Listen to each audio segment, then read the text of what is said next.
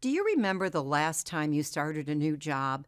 As a recruiter, we place people in new jobs on a daily basis, and we often forget how grueling it is to start a new job and how scary it can be at times. The person has probably stayed up half the night just asking themselves some very simple questions like, I wonder where I should park. What if I can't remember names? And see, how your employees are treated on their first day and in that first month or so of employment really determines if this person is going to become a long term engaged employee that's going to basically benefit your hiring authorities or if they're going to start conducting a job search. See, they really need to feel connected. They need to feel a part of the team very quickly, and it's your onboarding and it's your orientation process that really, helps with retention. In fact, I'm a firm believer that retention begins with the right hire. You hire the right people, and then you get them connected and you make them feel comfortable, and then that's a person that's going to be retained. And onboarding is not merely giving them some basic information or giving them information overload and then deserting them. There's some basic areas that you need to cover in your onboarding process. And whether you're an in-house recruiter or whether you're a recruiter working for a staffing or a recruiting firm, you have to help onboard the employees. So you've got to explain simple things like, what about the email system? What type of voicemail does this company feel is appropriate? Some companies have a very set format that they want you to follow. What about the phone system? And you think, how hard can a phone system be? Well, many of these automated phone systems are not that easy to use. What about the proprietary software? What type of software do they have to use? Are they going to be using a CRM or an ATS? What type of documentation do they have to learn how to fill out? What about tracking and filing of what they're doing? And something as simple as a tour of the company to make them feel comfortable. You don't want them to show up and go to the HR department and then be led to their desk and not know anything else about the company or not be introduced to other people, which leads me to introductions. You should introduce a new person to as many people as possible and let the other employees know we have a new start. Make them feel welcome. Talk to them. This is where they're going to work. And show them simple things like, where's the restroom? What are the lunch hours? Where do people go to lunch? What offices are around them? Who are in those offices? Where do they get supplies? What about the copier? If it runs out of toner or runs out of paper, what do I do? And think about passwords. In this day and age, sometimes you can have 15, 20 passwords to different, software packages, to different, security levels of a company. You've got to make sure that they have what they need. And then there's some basic things like your company policies and procedures. And you have to be careful when you're presenting your policies and procedures that your new employees see what's in it for them. They don't feel that the policies and procedures are something that are done to them.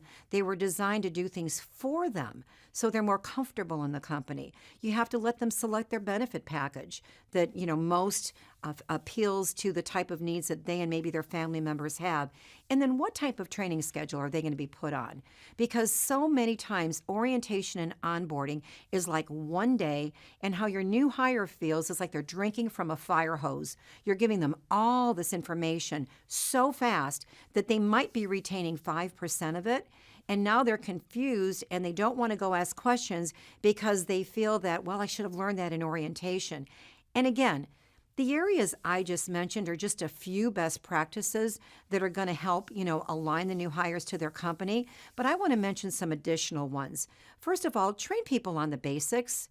Don't assume for a moment that they understand what you might consider just basic knowledge of your company. Everybody does things differently. And so you've got to train them on just the basic things they're going to do each day.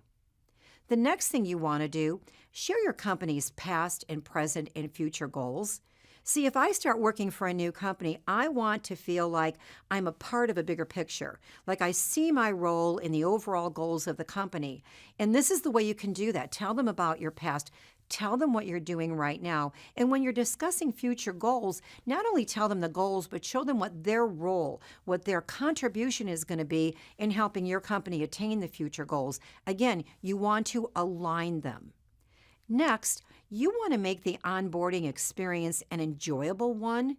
You don't want to make it overwhelming. You don't want to give so much information and have it so serious. Have a little bit of fun. I mean, people like to work where they're going to enjoy themselves. We spend most of our working hours in our companies, in what we do for a living. And if I've seen many new hires quit after the onboarding or orientation of a client. And the reason was when they were being oriented and they went through and met people, they felt so overwhelmed and everybody was way too serious. They didn't hear any laughter. They didn't sense any fun that what they decided very quickly was this is not the culture for me. So see, your onboarding and orientation is also a window into your company culture. So you've got to make the experience fun. Understand that the person is nervous. Their comfort zone went right out the window when they accepted a new job. Things that are normal for them are not normal right now. And that's why this experience has to be enjoyable and thorough. So I feel from the very first day that I'm aligning myself with what's important to my new employer. Now, for third-party recruiters, you want to make sure that you also assign a mentor. If you've worked with a client for a while, you want to assign a mentor, somebody who maybe you've placed at the company before that is going to help your new hire feel welcomed and wanted. And again, if you're an in-house recruiter, a mentorship program is also a great way to have them feel aligned and have them feel important. When you can involve top management in your onboarding process, what that shows your new employee is that they value everybody. I was at a company recently, and it was interesting because one of their employees gave me an example, and they said, you know what was amazing? I was in the lunchroom, and one of the executives of the company sat down and had lunch with me. And this person was so amazed by that. And I said, why were you so amazed? Well, they got, I'm a receptionist. Like, I just started. Like, I'm a nobody in that company. And here one of the executives sat down and had lunch with me. And that made this person feel so important, something as simple as involving top management. And you know what? Top management can only achieve their goals by the people that you help them hire. Many companies close or get in trouble because they haven't hired the right people. And so all these new employees are one piece of the puzzle of your company attaining their goals, and top management should be involved in that welcoming process. You also want to lengthen your onboarding process. It shouldn't be a day or 2 days or a week. Onboarding should take place over a 1-year period of time because unless a person has been at a company one entire year, new things will happen in the coming year and the next year. But at least in 1 year and 12 months, they've experienced the different peak times of your company, the different problems that you're going to, face. And they've pretty much seen everything. But you want somebody holding their hand. You want to be training them throughout that entire year. And it's important that you ask them what questions they have. And you also are very aware of who they're working for. Because something I think that it's important, and I've realized this years ago as a recruiter, most people quit a manager, not a company. I've seen many people love a company, but they're working for the wrong person, and they end up quitting the company because they can't stand their manager. So the manager should be involved in the orientation program. You should be getting feedback from the manager for that first year and feedback from the person. Because wouldn't it be a shame if you placed this outstanding person that could have been a long-term employee with your company, and because they had the wrong manager, they quit? You could reassign them and retain that wonderful talent within your company. Now, when you implement these onboarding best practices, what you're going to do is you're going to make a much stronger impression on your new hires, which can help you improve retention.